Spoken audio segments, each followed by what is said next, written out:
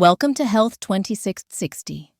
Here we don't just talk about health, we tell the stories that heal. Now please listen to the story. My heart stumbled that morning, a tiny skip in its beat that echoed the unsettling feeling in my gut. It wasn't dramatic, not like in the movies, where someone clutches their chest and collapses. It was subtler, a brief hiccup in the well-worn rhythm I'd known for 75 years. But it was enough to make me pause, to place a hand over my breastbone, and wonder, what was that? For decades, I'd been a picture of health, the envy of my friends at the community center. I walked 3 miles every other day, tended my small vegetable garden, and meticulously planned my meals. Processed food was a foreign concept, something I'd only read about in magazines. Sugar was the enemy, a villain I kept firmly at bay with my arsenal of healthy choices. My fridge was a vibrant landscape of fruits and vegetables, a testament to my dedication. I'd always believed I was doing everything right, proactively guarding my well-being against the ravages of age and genetics. My husband, bless his soul, used to joke I'd outlive us all, subsisting solely on kale smoothies and sheer willpower. Now, standing in my sun-drenched kitchen, the faint aroma of overripe bananas hanging in the air, I felt a chilling premonition that my meticulously crafted health regime might be crumbling around me. That day, the skip returned, followed by a fluttery sensation, a frantic hummingbird trapped in my ribcage.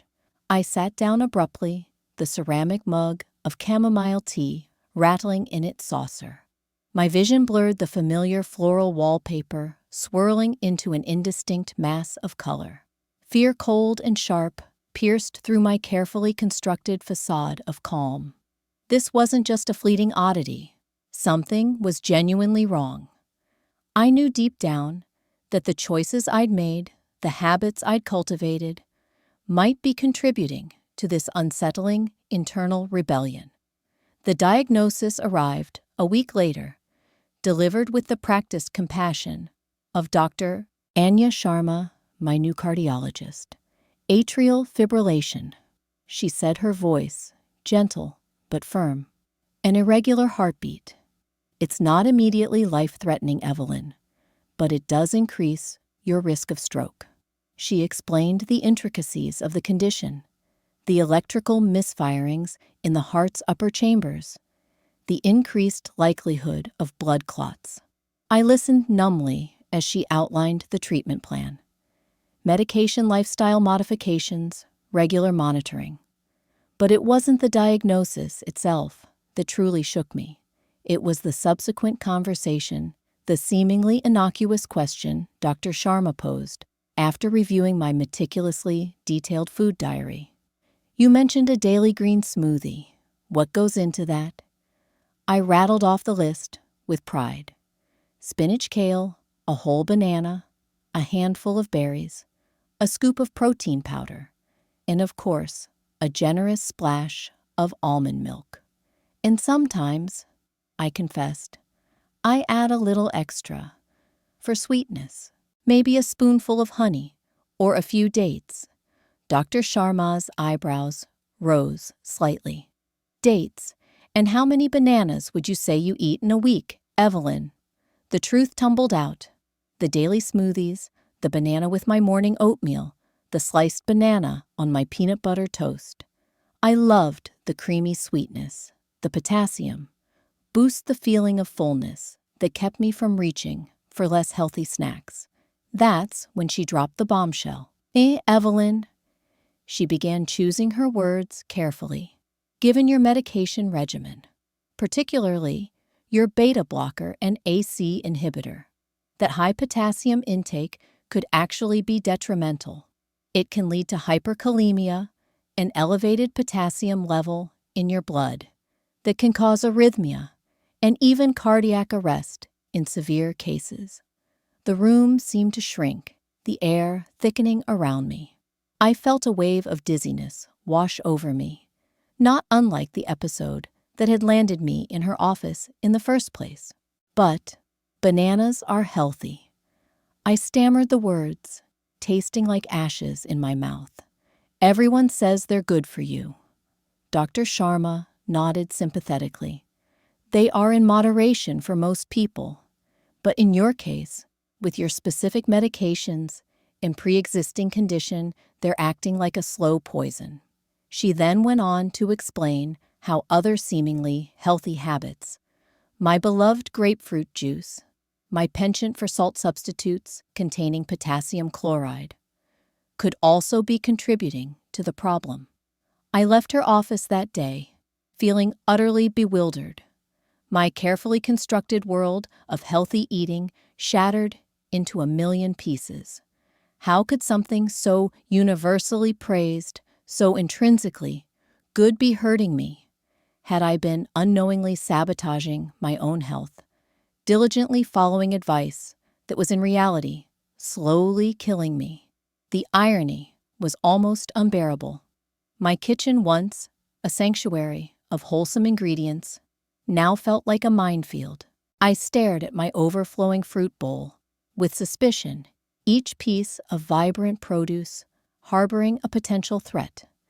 The bananas, once symbols of healthy living, now loomed like yellow-skinned villains. I felt betrayed, not by the food itself, but by the pervasive narrative that equates natural with safe. I spent the next few weeks meticulously researching, poring over medical journals, and consulting with a registered dietitian. I learned about the complex interactions between food medication and individual physiology.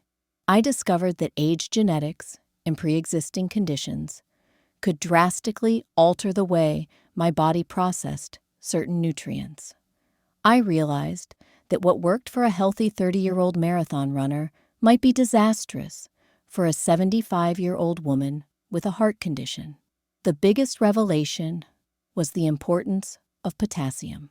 While crucial for maintaining healthy blood pressure and nerve function, excessive potassium intake, especially when combined with certain medications, could wreak havoc on my heart. I learned to scrutinize food labels, paying close attention to potassium levels. I discovered that avocados and potato spinach, and even dried fruits, all staples in my supposedly healthy diet, were surprisingly high in potassium.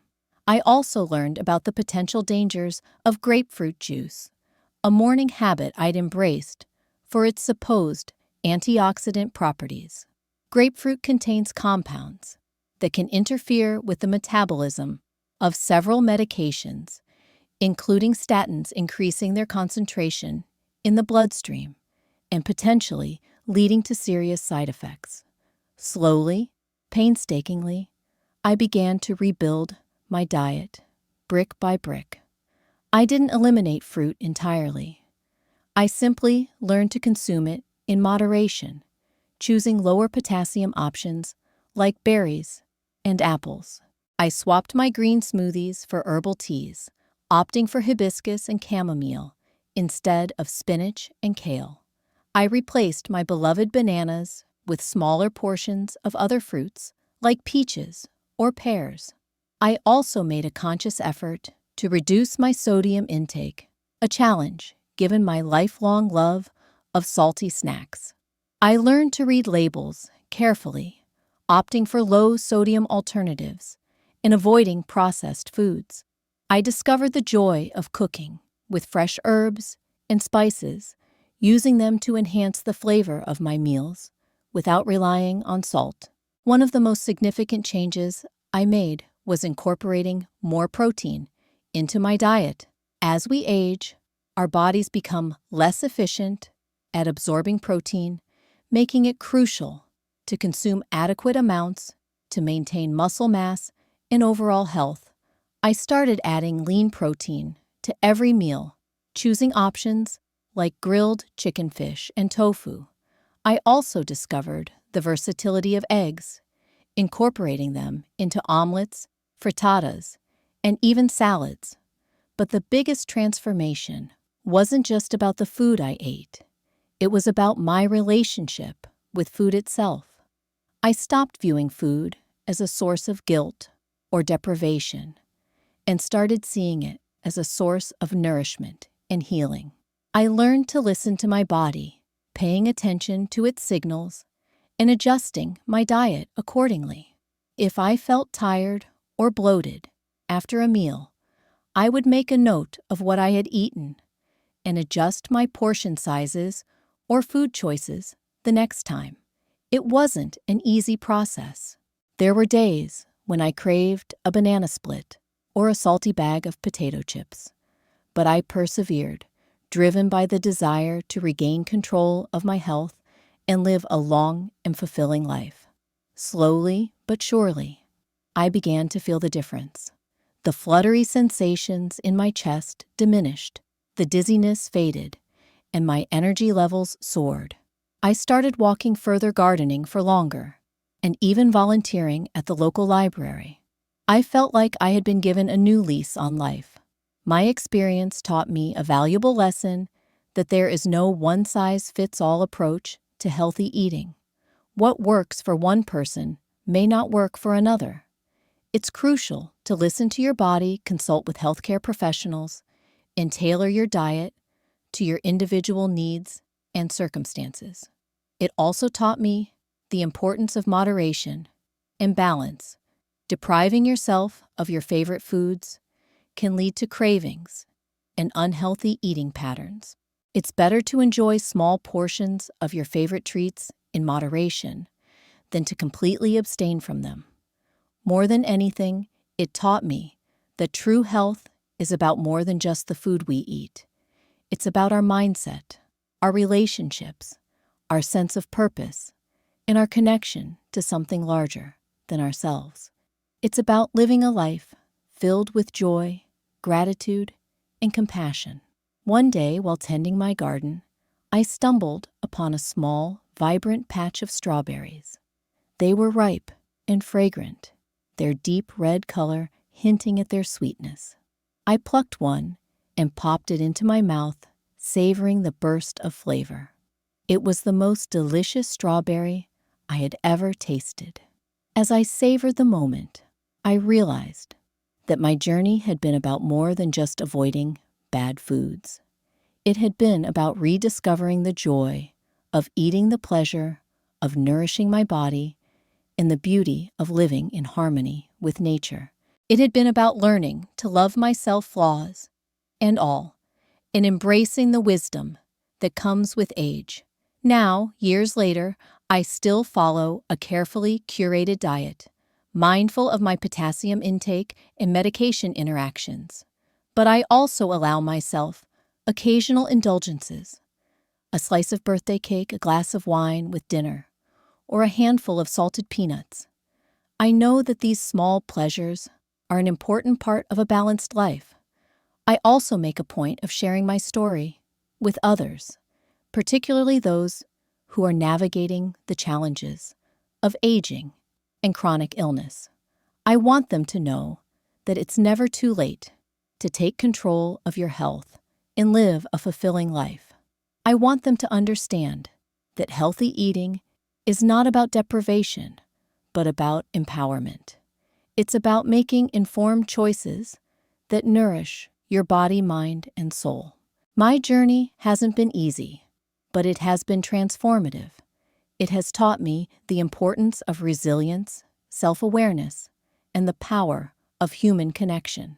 It has shown me that even in the face of adversity, we can find strength, joy, and meaning. And as I sit here now sipping my herbal tea and watching the sunrise paint the sky with vibrant hues, I feel a profound sense of gratitude. Gratitude for my health, my family, my friends, and the simple pleasures of life. And gratitude for the opportunity to share my story and hopefully inspire others to live their healthiest, happiest lives.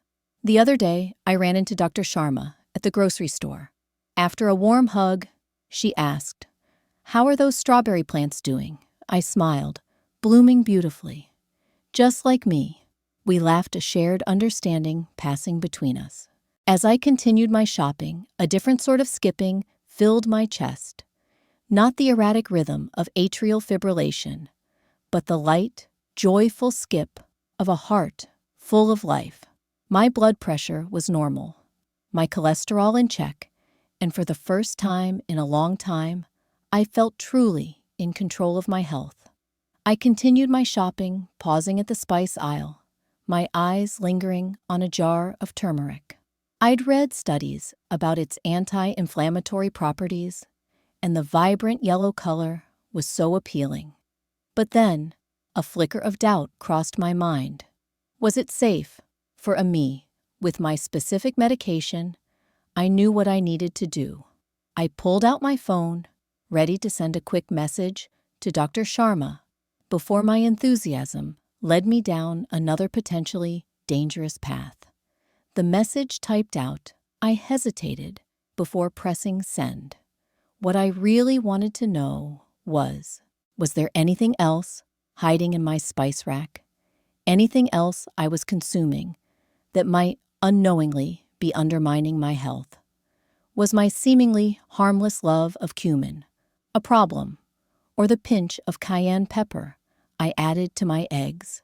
Could the very spices I used to enhance my food be in some subtle way jeopardizing my well-being? The questions swirled a new wave of uncertainty, threatening to engulf me. I took a deep breath and pressed send, knowing that the quest for optimal health was an ongoing journey, not a destination. Health 2660. Thanks you for listening. We'll see you in the next video, and until then, be kind to yourself.